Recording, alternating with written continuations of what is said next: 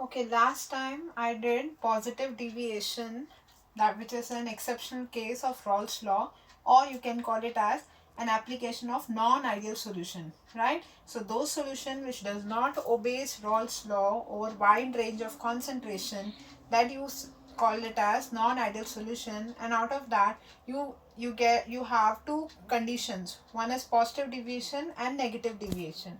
So in positive deviation, as I discussed earlier, that is the overall vapor pressure is increasing.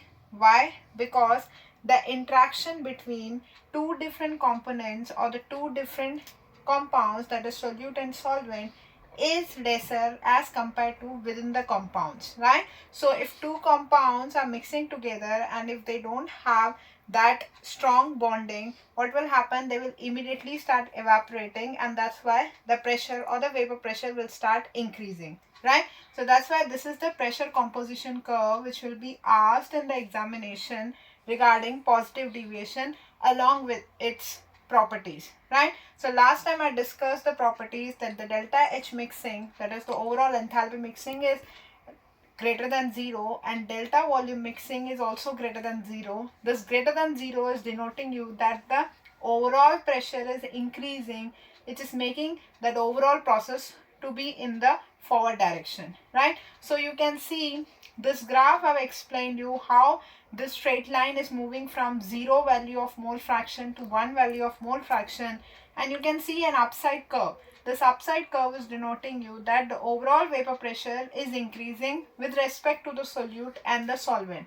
As I told you that the AB interaction is weaker, so this upside graph is telling you about the AB interaction is weaker, and that's why the overall vapor pressure, that is P total, is increasing, right?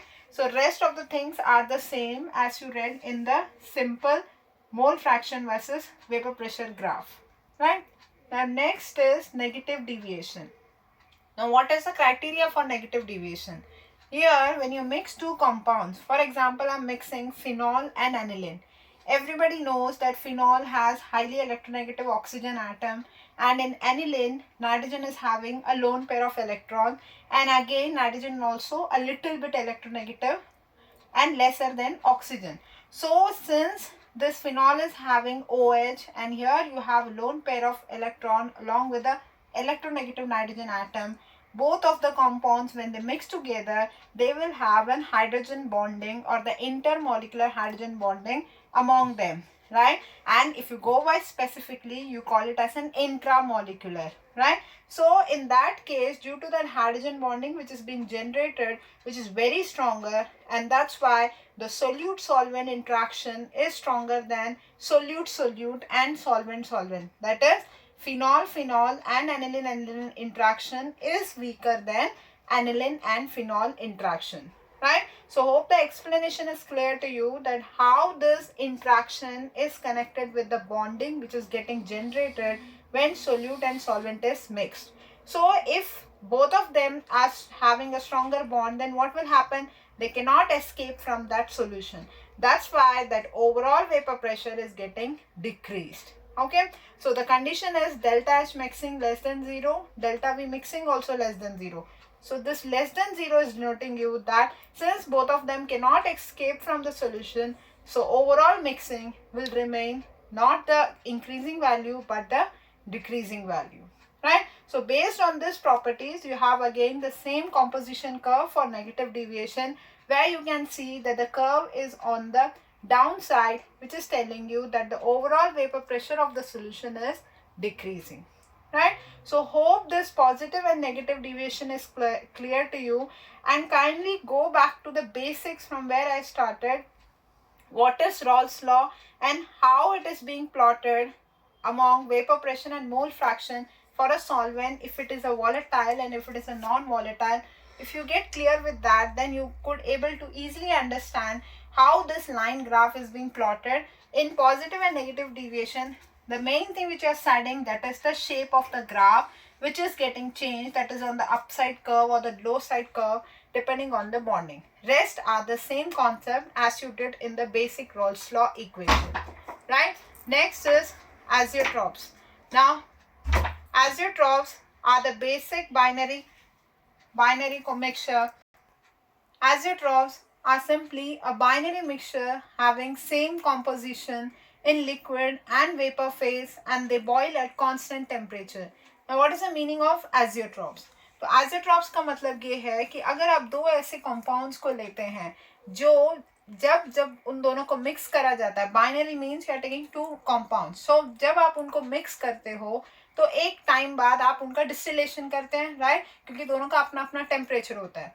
जब ये distillation process में अगर एक time बाद ये ऐसे, तो जब ये मिक्स होते हैं तो ऐसे ही इनका जो कॉम्पोजिशन है वो इस तरीके से होता है कि एक टाइम बाद they come under a similar composition और the percentage of that composition remains the same. For example, जब मैंने अल्कोहल और वाटर को मिक्स किया, राइट, तो everybody knows both of the compounds are having hydrogen bonding, that is the composition और the properties of those compound. तो जब हम मिक्स करते हैं तो by the fermentation process we get alcohol, right. तो जब हम फर्मेंटेशन प्रोसेस करते हैं we have water in it, and that water when it get mixed at the end of the fermentation process, at least 95% alcohol can be distilled out, right. So this 95% is the fixed composition in that temperature. So after this 95% composition, हम जितने बार उसको mixing करेंगे those cannot be separated by the process of fractional distillation. It mean अगर कोई दो compounds अपने एक specific composition में एक टेम्परेचर में जाके फिक्स हो जाते हैं, in that case they can not be further separated out. So that process और that method you call it as azeotrophs. So azeotrophs is a kind of a mixture or a stage where the compounds or the mixture where two things are present, they are having similar composition at a specific temperature. This will happen only at a specific temperature, and the compounds may have two different temperature, but there will be coming to a point at that temperature they will show a similar composition that can be within the 100%, right, and some compounds may show 100% composition. Now where this azeotroph concept is being used, now if I want to understand the concept of azeotroph, I should know about positive deviation and negative deviation. So I am saying that those compounds which are showing maximum positive deviation will show maximum boiling azeotroph. So what is that maximum boiling azeotroph? If I say that is maximum boiling azeotroph means that is a maximum temperature where that compound is showing the vapor pressure in the maximum way, right? So maximum boiling azeotroph will be maximally shown by those compounds which show large negative deviation. That is, negative deviation means, again go back to the previous topic, that is where the vapor pressure of the solution is decreasing. Now what is the meaning of vapor pressure of the solution decreasing, and again connecting with maximum boiling azeotroph? That is, अगर कोई दो compound जब आप mix कर रहे हैं, अगर उनकी interaction stronger है तो उनका evaporate या vapor phase में जाना उस टाइम पे डिफिकल्ट है, राइट. तो जब उस टाइम पे डिफिकल्ट है यानी कि वो धीरे धीरे धीरे अपने एक ऐसे टेम्परेचर तक पहुंचेगा जहां पे उसकी कॉम्पोजिशन उस टेम्परेचर के बाद फिक्स हो जाएगी, यानी उस टेम्परेचर तक पहुंच के फिक्स हो जाएगी, यानी कि it will take maximum time to reach a maximum temperature at which it will show a constant composition. That is the reason I am connecting negative deviation is connected with maximum boiling azeotroph. That is, the best example is your alcohol and water, which shows a 95% composition at a specific temperature by the process of fermentation. Okay, so the next is minimum boiling azeotroph. Now minimum boiling azeotroph is connected with positive deviation. Now in positive deviation we read that the overall vapor pressure of the solution is increasing. Why it is increasing? Because the interaction between the solute and the solvent is very weak or very lesser than the interaction between solute and solvent. So if that is the case, if the vapor pressure is increasing, so basically the solute and the solvent are getting out of the solution in the form of vapors, right? So in that case what will happen, if they start going immediately, then they will attain that temperature where the composition will get fixed at that specific temperature, right? It means they can easily attain or very fastly attain that azeotropic composition at that specific temperature. So that is the reason they are taking very less temperature to attain that stage. That's why it is termed as minimum boiling azeotropes, right? So in minimum boiling azeotropes, the best example you can take is concentrated nitric acid and water. Now in concentrated nitric acid and in water, you can again use the concept of this hydrogen bonding, but here again what is happening is the interaction between nitric acid and water is basically an exothermic reaction until it is not a concentrated bond. Now, in case of nitric acid in water, I told you that it is an exothermic reaction, so it may depends on the dilute or the concentrated one, but due to that exothermic factor, somewhere down the line, the interaction is not as stronger as it was between the nitric acid and nitric acid, the water with water molecules, right? So, and that is the reason it is attaining that azeotropic temperature or the azeotropic composition at a specific temperature so fastly that it is coming under minimum boiling azeotrope, right? And the temperature at where it is showing this constant composition, that is 393.5 Kelvin. It means what is this temperature is telling you that these two compounds, they may have different temperature, stable temperature among itself, but when they show this minimum boiling azeotrope or the constant composition, this is the temperature at which they are showing this constant composition, and their own temperature lies around nearby to this temperature, right?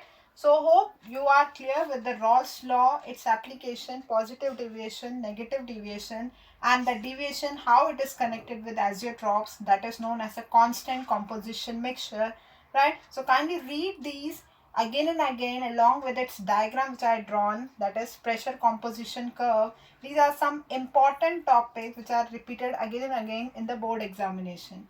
Now I am solving one question regarding these topics, that is an in-text question 2.8 from the NCERT book. There in this question, first of all, it's easy to score any type of question if you know what is given in the question. For example, in that 2.8 in-text question, the pure solvent or the pure solute, it is given, the pressure is given to you. So I have told you the not is expressing you that I am talking about the pure compound in its pure state. So P naught A value is given to you, P naught B value is given to you, right? And P total is also given to you in the form of total vapor pressure. Now as you have read in the previous topics that how you can calculate P total, that is by adding PA plus PB. And we know according to the Rawls law that PA is equals to P naught A XA plus P naught B XP, where XA and XP are the mole fraction. And when you put one of the value of XA or the XB, here I have arranged the XB value as 1 minus XA. So when you rearrange the expression, you get P naught B plus P naught A minus P naught B whole bracket having XA, where XA is the mole fraction of the solute.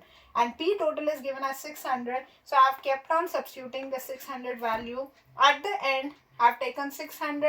P naught B value is given as 700 and P naught A is 450. So minus that value and solve the value for mole fraction of the solute, which is coming around 0.4.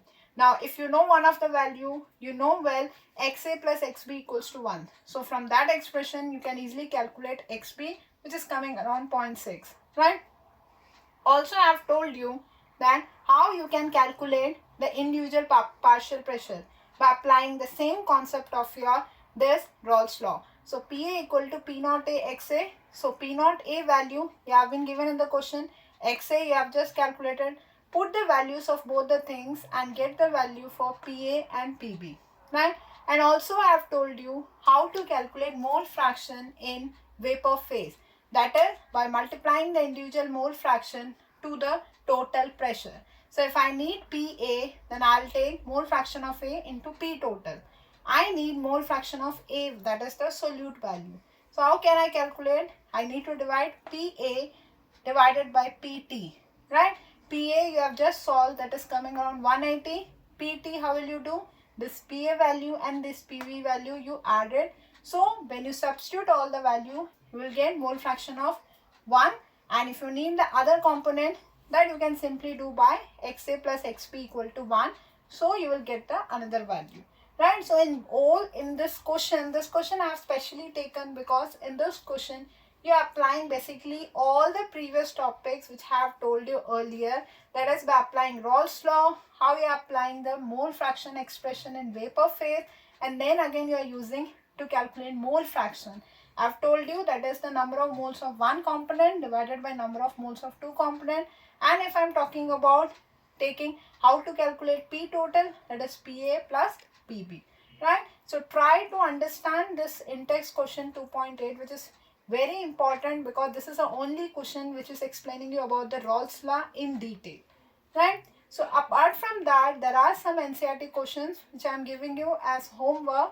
Do try 2.10, 2.11, 14, 16 and 2.25. These are the questions which are only connected with the topics which I told you today.